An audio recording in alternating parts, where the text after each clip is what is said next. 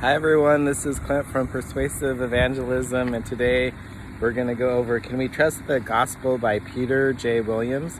I had never heard of him, but he was interviewed by Mike Winger, a YouTube channel I follow. I would totally recommend that channel, and a friend of him watched the video and then ordered this book and then recommended it to me, so I watched the video on Mike Winger and then got this book. So it's a great book.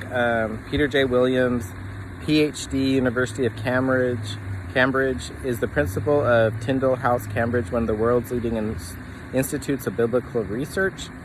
He wrote this book as an intro to all these topics. Each chapter, there's books written, full books on each chapter. So I would totally recommend this as an intro to all this. Some of the topics are, first chapter is, what do non-Christian sources say? So some of the ancient sources like Josephus, Tacitus, and others. I really like that, what people say about Christianity outside the Bible, close to the first century. What are the four Gospels? Did the Gospel authors know their stuff? I like that. Let me see.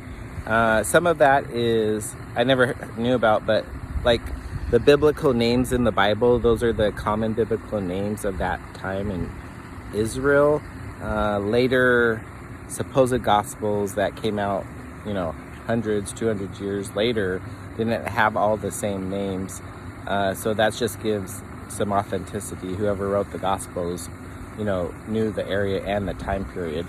Also, towns, geographic names of towns, villages, they were detailed of that area of that time.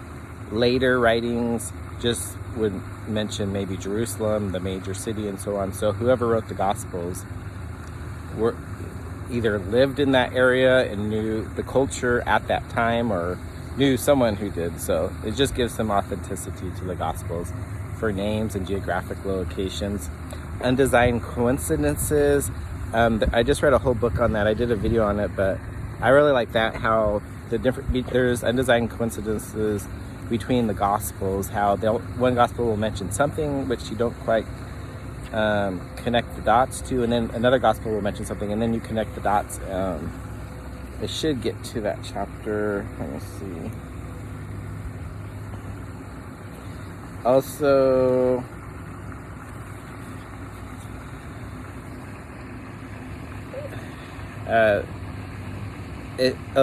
if an undesigned coincidence, writers show agreement of a kind that is hard to imagine as deliberately contrived by either author to make the story look authentic.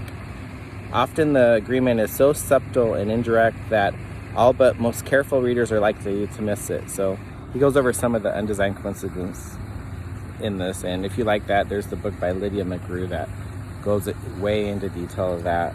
Let me see what other chapters. Do we have Jesus' actual words?